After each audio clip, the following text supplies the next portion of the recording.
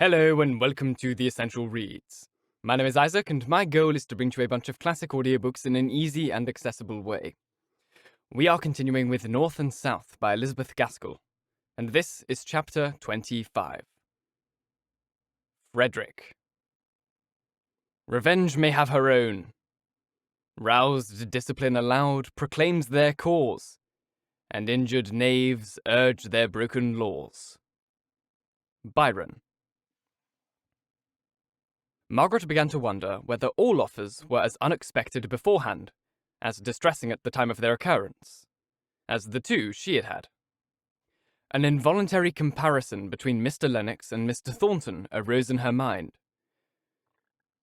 She had been sorry that an expression of any other feeling than friendship had been lured out by the circumstances from Henry Lennox. That regret was the predominant feeling on the first occasion of her receiving a proposal. She had not felt so stunned, so impressed as she did now, even when echoes of Mr. Thornton's voice yet lingered about the room. In Lennox's case, he seemed for a moment to have slid over the boundary between friendship and love, and the instance afterwards to regret it nearly as much as she did, although for different reasons. In Mr. Thornton's case, as far as Margaret knew, there was no intervening stage of friendship. Their intercourse had been one continued series of opposition.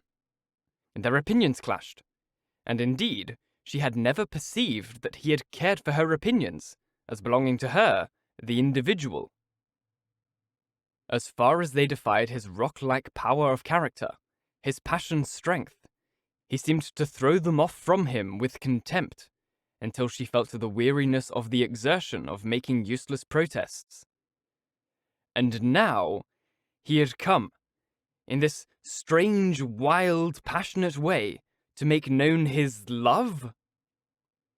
For, although at first it had struck her that his offer was forced and goaded out of him by sharp compassion for the exposure she had made of herself, which he, like others, might misunderstand, yet even before he left the room, and certainly not 5 minutes after, the clear conviction dawned upon her, shined bright upon her, that he did love her. That he had loved her. That he would love her. And she shrank and shuddered as under the fascination of some great power, repugnant to her whole previous life. She crept away and hid from his idea. But it was of no use.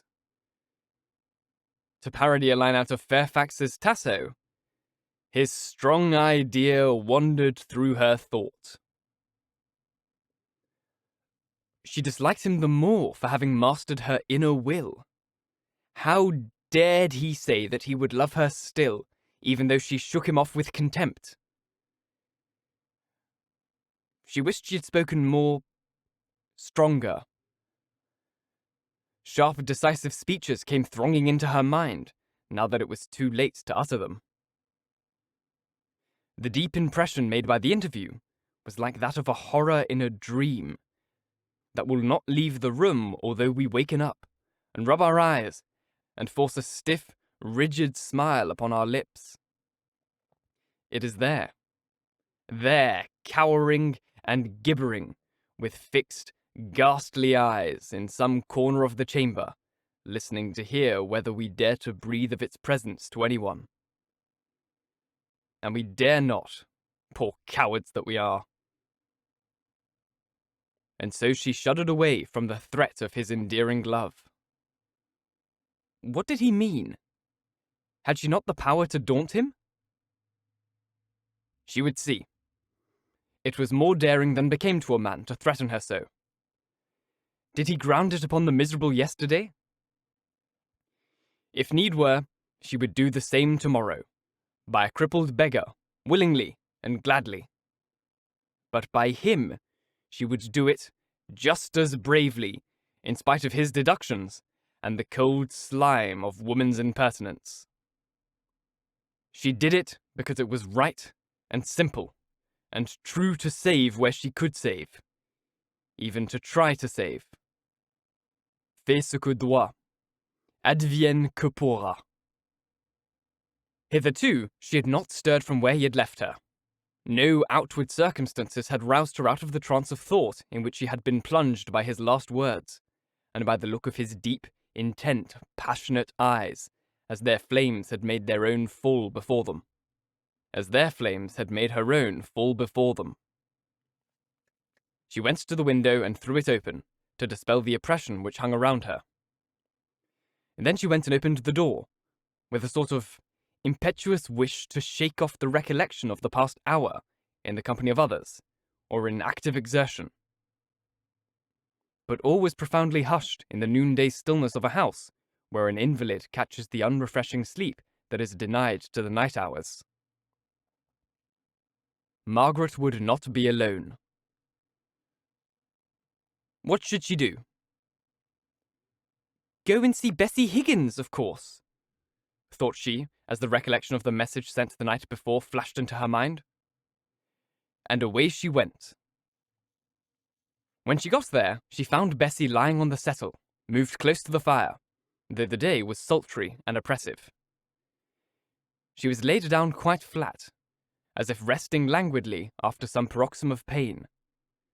Margaret felt sure she ought to have the greater freedom of breathing which a more sitting posture would procure, and without a word, she raised her up, and so arranged the pillows that Bessy was more at ease, though very languid. I thought I should na seen ye again, said she at last, looking wistfully in Margaret's face. I'm afraid you're much worse. But I could not have come yesterday. My mother was so ill. For many reasons, said Margaret, colouring. You'd m'appen think I went beyond my place in sending Mary for you. But the wrangling and the loud voices had just torn me to pieces. And I thought when father left, I could just hear her voice reading me some words of peace and promise. And I could die away into the silence and rest of God, just as a baby is hushed up to sleep by its mother's lullaby. Shall I read you a chapter now? Ah, do. M'appen I shan't listen to the sense at first. It'll seem far away. But when you come to words I like, to the comforting text, it'll seem close in my ear and going through me as it were. Margaret began. Bessy tossed to and fro. If, by an effort, she attended for one moment, it seemed as though she were convulsed into double restlessness the next. At last, she burst out, Don't go on reading, it's no use. I'm blaspheming all the time in my mind with thinking angrily on what can be helped. You'd hear of the riot m'appen yesterday at Marlborough Mills? Thornton's factory, you know. Your father was not there, was he? Said Margaret, colouring deeply. Not he. He'd have given his right hand if it had come to pass. It's that that's fretting me. He's fairly knocked down in his mind by it. It's no use telling him. Fools will always break out of bounds. You never saw a man so downhearted as he is. But why? Asked Margaret. I do not understand. Why, you see, he's a committee man on this special strike. The union appointed him because, though I say it as shouldn't say it, he's reckoned a deep chap, and true to the backbone. And he and t'other committee men laid their plans. They were to out together through thick and thin. What the major part thought, t'others were to think whether they would or no. And above all, there was to be no going again the law of the land. Folk would go with him if they saw him striving and starving with dumb patience. But if there was once any noise of fighting and struggling, even with knobsticks, all was up, as they know by the experience of many and many time before. They would try and get the speech of the old knobsticks and coach 'em, and reason with 'em, and map and warn 'em off.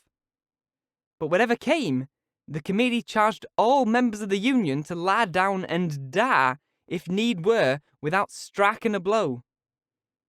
And then they reckoned they were sure carrying the public with 'em. And besides all that, committee knew they were right in their demand, and they didn't want to have the right all mixed up with the wrong till folk can't separate it. No more nor I can the psychic powder from the jelly you gave me to mix in it. Jelly is much the biggest, but the powder tastes it all through. Well, I've told you at length about this, and I'm tired out. You just think for yourself what it mun be for father to have his work undone by such a fool as Butcher, who must needs go right again the orders of committee, and ruin the strike just as bad as if he'd meant to be a Judas. Eh, but father gifted him last night. He went so far as to say he'd go and tell the police where they might find the ringleader of the riot. He'd give him up to the mill owners to do what they would with him. He'd show the world that the real leaders of the strike were not such as Butcher, but steady, thoughtful men, good hands and good citizens, who were friendly to law and judgement and would uphold order, who only wanted their right wage and wouldn't work even though they starved till they got 'em, but who would ne'er injure property or laugh. For, dropping her voice, they do say that Butcher threw a stone at Thornton's sister that well he killed her. That's not true, said Margaret. It was not Butcher that threw the stone. She went red, then white. You'd be there then, were you? Asked Bessy languidly, for indeed she had spoken with many pauses, as if speech were unusually difficult to her. Yes, never mind. Go on. Only it was not Butcher that threw the stone. But what did he answer to your father? He did not speak words. He were all in such a tremble with spent passion, I can now bear look at him. Heard his breath coming quick, and at one time I thought he was sobbing. But when father said he'd give him up to the police, he gave a great cry and struck father on the face with his closed fists. And he off like lightning. Father was stunned with the blow at first, for old Butcher were weak with passion and with clemming. He sat down a bit and put his hand afore his eyes, and then made for the door.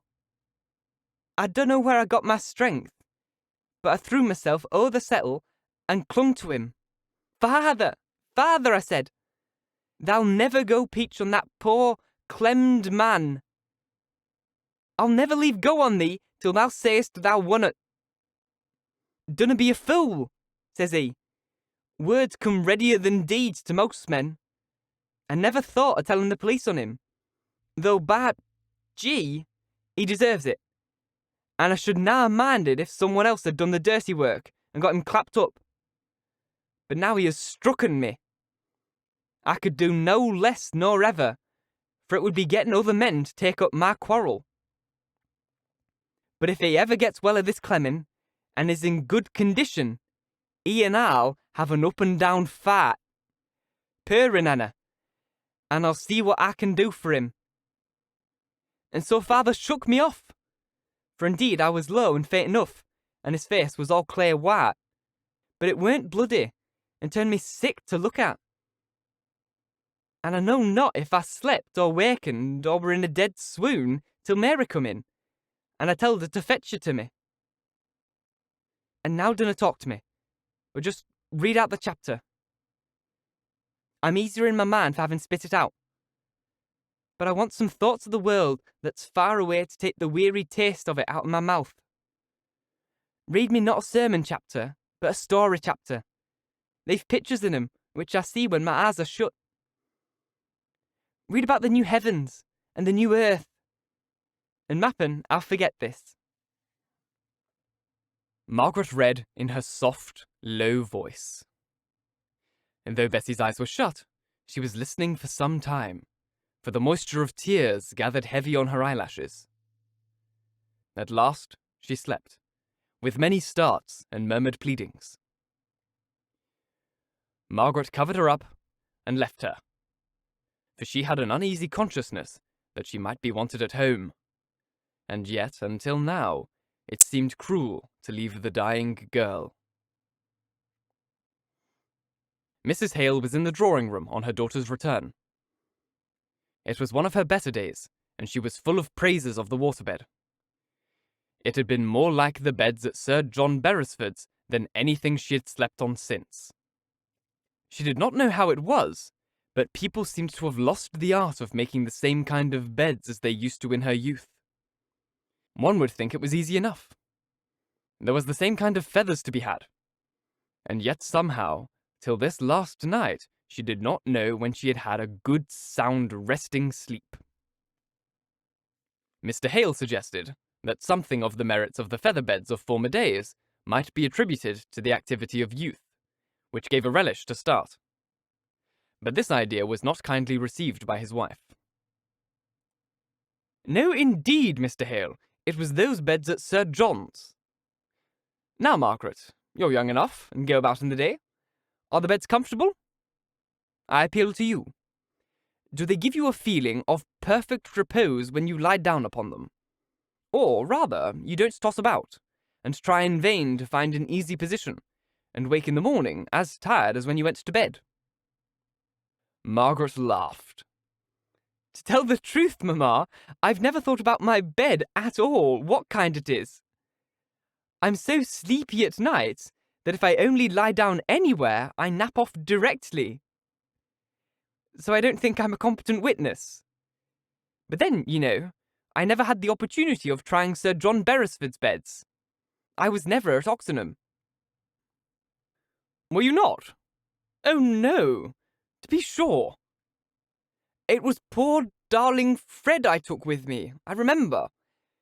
I only went to Oxenham once after I was married. To your Aunt Shaw's wedding. And poor little Fred was the baby then. And I know Dixon did not like changing from lady's maid to nurse, and I was afraid that if I took her near her old home, and amongst her own people, she might want to leave me. But poor baby was taken ill at Oxenham with his teething, and, what with my being a great deal with Anna just before her marriage, and not being very strong myself, Dixon had more of the charge of him than she ever had before, and it made her so fond of him, and she was so proud when he would turn away from everyone and cling to her, that I don't believe she ever thought of leaving me again, though it was very different from what she had been accustomed to. Poor Fred. Everybody loved him. He was born with the gift of winning hearts. It makes me think very badly of Captain Reed when I know he disliked my own dear boy. I think it is certain proof he had a bad heart. Oh, your poor father, Margaret. He has left the room. He can't bear to hear Fred spoken of. I love to hear about him, Mamma. Tell me all you like. You never can tell me too much. Tell me what he was like as a baby. Why, Margaret, you must not be hurt, but he was much prettier than you were. I remember when I first saw you in Dixon's arms, I said, "Dear, what an ugly little thing." And she said, "It's not every child that's like Master Fred, bless him." Dear, how well I remember it. Then I could have had Fred in my arms every minute of the day, and his cot was so close by my bed. And now, Margaret, I don't know where my boy is, and sometimes I think I shall never see him again. Margaret sat down by her mother's sofa on a little stool, and softly took hold of her hand, caressing it and kissing it, as if to comfort. Mrs. Hale cried without restraint.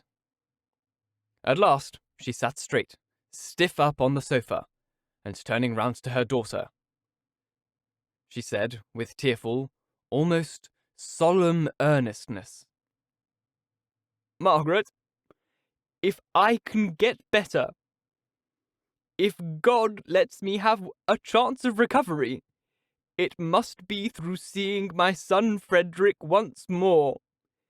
It will waken up all the poor springs of health left in me. She paused, and seemed to try and gather strength for something yet to be said.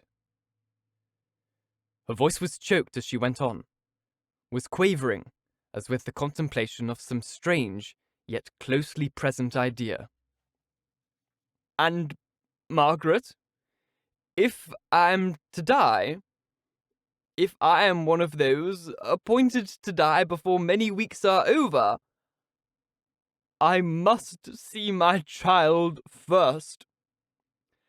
I cannot think how it must be managed, but I charge you, Margaret, as you yourself hope for comfort in your last illness, bring him to me that I may bless him.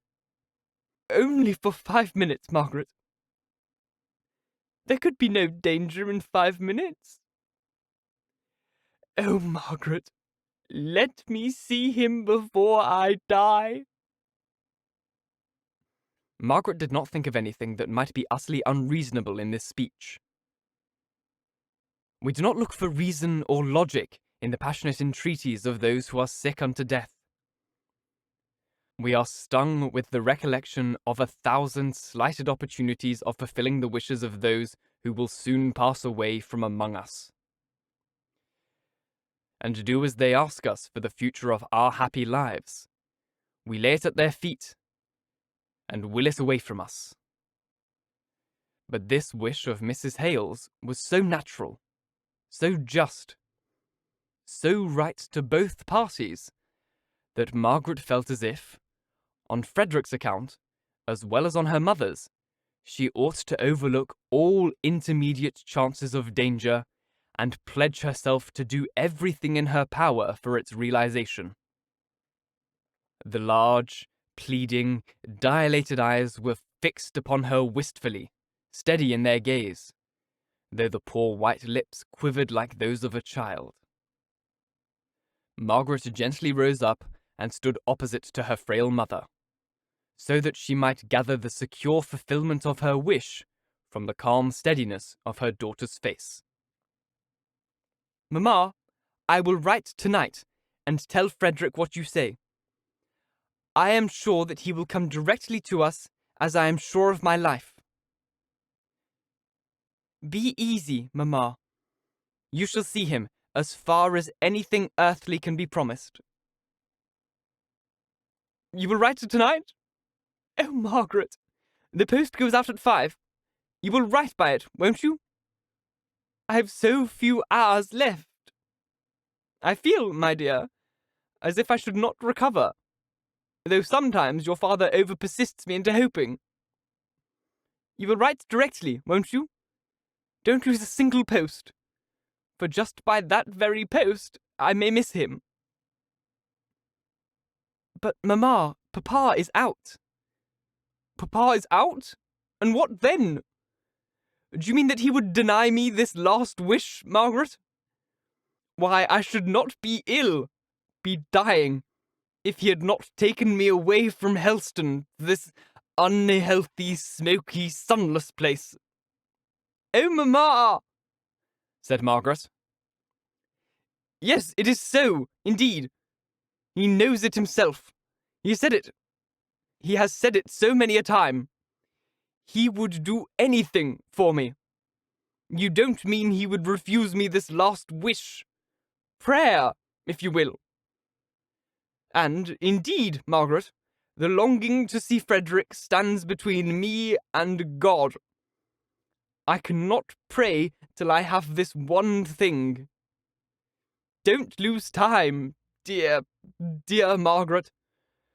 Write by this very next post. Then he may be here. Here in 22 days. For he is sure to come. No cords or chains can keep him. In 22 days I shall see my boy. She fell back, and for a short time she took no notice of the fact that Margaret sat motionless, her hand shading her eyes. You are not writing, said her mother at last. Bring me some pens and paper. I will try and write myself.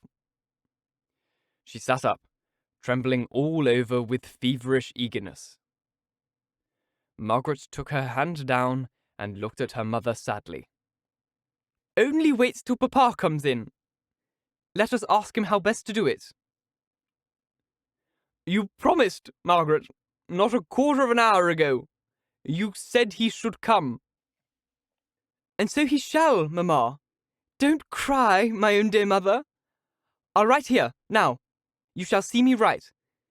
And it shall go by this very post. And if papa thinks fit, he can write again when he comes. It is only a day's delay. Oh, mamma, don't cry so pitifully. It cuts me to the heart." Mrs. Hale could not stop her tears. They came hysterically, and, in truth, she made no effort to control them, but rather called up all the pictures of the happy past and the probable future, painting the scene when she should lie a corpse, with the son she had longed to see in life weeping over her, and she unconscious of his presence, till she was melted by self-pity into a state of sobbing and exhaustion that made Margaret's heart ache. But at last she was calm, and greedily watched her daughter as she began her letter. She wrote it with swift, urgent entreaty, sealed it up hurriedly for fear her mother should ask to see it, and then, to make security for sure, at Mrs. Hale's own bidding, took it herself to the post office. She was coming home when her father overtook her. "And where have you been, my pretty maid?" asked he. "To the post office. With a letter. A letter to Frederick. Oh, papa, perhaps I have done wrong. But mamma was seized with such a passionate yearning to see him. She said it would make her well again. And then she said she must see him before she died. I cannot tell you how urgent she was. Did I do wrong?" Mr. Hale did not reply at first. Then he said, "You should have waited till I came in, Margaret." "I tried to persuade her." And then she was silent. "I don't know," said Mr. Hale after a pause. "She ought to see him if she wishes it so much, for I believe it would do her much more good than all the doctor's medicine, and, perhaps, set her up altogether. But the danger to him, I am afraid, is very great." "All these years since the mutiny, papa?" "Yes. It is necessary, of course, for the government to take very stringent measures for the repression of the offences against authority, more particularly the Navy, where a commanding officer needs to be surrounded in his men's eyes with a vivid consciousness of all the power there is at home to back him, and to take up his cause and avenge any injuries offered to him, if need be. Ah, it is no matter to them how far their authorities have tyrannized, galled hasty tempers to madness, or, if that can be any excuse afterwards, it is never allowed for in the first instance. They spare no expense. They send ships out. They scour the seas to lay hold of the offenders. The lapse of years does not wash out the memory of the offence. It is a fresh and vivid crime on the Admiralty books till it is blotted out by blood." "Oh, papa, what have I done? And yet it seemed so right at the time. I'm sure Frederick himself would run the risk." "So he would. So he should. Nay, Margaret, I'm glad it is done, though I durst not have done it myself. I'm thankful it is as it is. I should have hesitated till, perhaps, it might have been too late to do any good. Dear Margaret, you have done what is right about it, and the end is far beyond our control." It was all very well, but her father's account of the relentless manner in which mutinies were punished made Margaret shiver and creep. If she had decoyed her brother home to blot out the memory of his error by his blood. She saw her father's anxiety lap deeper than the source of his latter cheering words. She took his arm and walked home pensively and wearily by his side. thank you so very much for listening. If you enjoyed, please like, comment, share, all that jazz. And if you've really enjoyed, do subscribe, because there is more to come. If you're listening on podcast, please leave a review, as it's the easiest way to get this in front of as many people as possible, and reading your reviews really, really makes my day. If you want to support the show further, there is a Ko-Fi link just here on screen, or if you want to support the show even more and in a non-financial way, you can just listen to the show on your podcast platform of choice, maybe while you're asleep. You don't need to listen to me, but if you also want to hear me talk to you to sleep, a little creepy, but you know, some people do it. But if you could just listen on podcast, it would really, really help. I just need to unlock the monetization options that I can on podcast platforms, and it would truly, truly be life-saving. And the one that I'm missing out on is watch hours or listening hours. So if you could just put the show on while you're asleep, it would truly, truly change my life. Once again, thank you so very much for listening. And until next time, bye-bye.